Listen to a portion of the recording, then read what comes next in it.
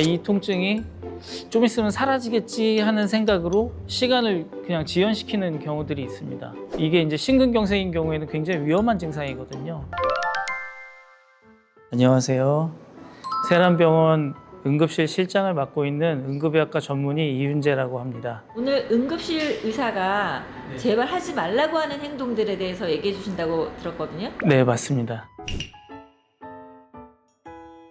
가끔 그런 경우가 있습니다. 찢어진 상처에다가 뭐 담뱃재를 뿌려갖고 온다든지 아니면 마데카솔 분말 같은 걸 뿌려서 오는 경우들이 있거든요. 지혈을 시키기 위해서 그런 행동들을 하시는 분들이 있는데 오히려 상처 감염을 유발시키기도 하고 소독을 하는 과정에서 그 이물질들을 다 제거해야지 봉합을 할 수 있기 때문에 봉합하는데 시간도 많이 걸리게 되고 환자분 통증도 더 많은 통증을 유발하게 돼서 오히려 치료에 방해가 되는 경우가 많습니다. 그래서 열상이 있을 때는 피가 나더라도 수건이나 이런 걸로 꽉 눌러서 지혈을 해갖고 오시는 걸 추천드립니다.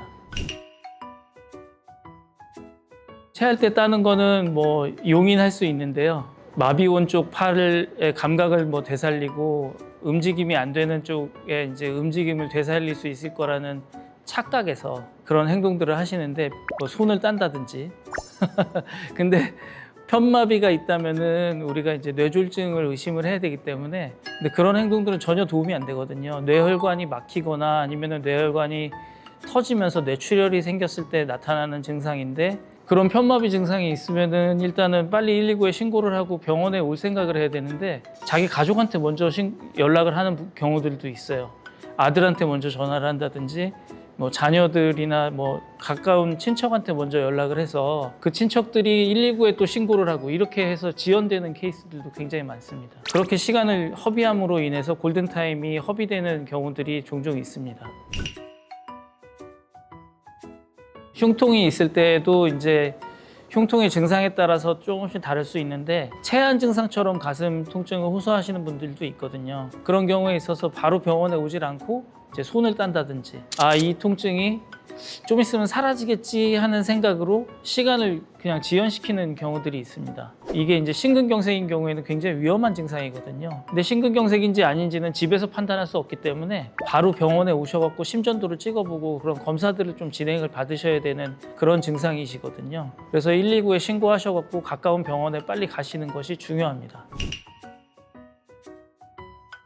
벌에 쏘이는 경우 많죠. 특히 이제 지금 같은 계절에 특히 야외 활동이 많아지면서 벌에 쏘여서 오시는 분들이 많습니다. 이제 아나필락시스가 생기는 경우에 이제 조심을 하셔야 되는 부분이 있고요. 아나필락시스 같은 경우는 알러지 반응의 일종인데요. 알러지 반응이라고 하면 우리가 뭐 피부에 두드러기가 난다든지 가렵다든지 이런 증상으로 끝나는데 반면에 아나필락시스가 오게 되면 의식이 처진다든지 숨을 못 쉰다든지 혈압이 떨어지면서 쓰러진다든지 하는 위험한 증상들이 생길 수가 있습니다. 그리고 또 한 가지 이제 현장에서 벌침을 제거하겠다고 집게로 집는다든지 손으로 잡는다든지 하는 경우가 있는데 그렇게 되면은 그 벌 독을 오히려 더 짜서 피부 안으로 밀어넣는 효과를 주게 됩니다. 그래서 그렇게 하시는 것보다는 카드 같은 것으로 이렇게 긁어서 빼내는 것을 추천드립니다. 아니면 아예 건들지 마시고 병원에 오시는 게 좋을 것 같습니다.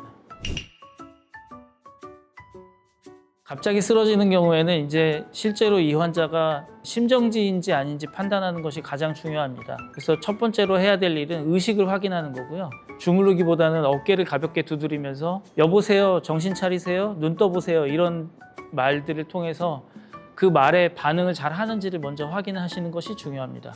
그래서 의식이 있는지 먼저 확인을 하고 만약에 의식이 없다면 숨을 제대로 쉬고 있는지를 그 다음으로 확인을 합니다. 의료인 같은 경우에는 경동맥을 촉지하면서 같이 확인을 하고요. 일반인 같은 경우에는 경동맥 촉지 없이 숨을 제대로 쉬고 있는가 없는가를 확인하시면 됩니다. 한 10초 정도 시간 동안 숨을 제대로 쉬고 있는지 아니면 적절한 호흡을 하고 있지 못한지를 판단하시면 되고요. 만약에 의식이 없고 적절한 호흡이 없다면 심폐소생술을 바로 시행하는 것이 좋습니다. 네, 지금까지 응급 상황이 벌어졌을 때 하지 말아야 될 그런 행동들에서 좀 알아보고 어떤 응급 상황에서 어떤 처치를 해야 되는지에 대해서도 간략하게 좀 설명을 드렸습니다. 감사합니다.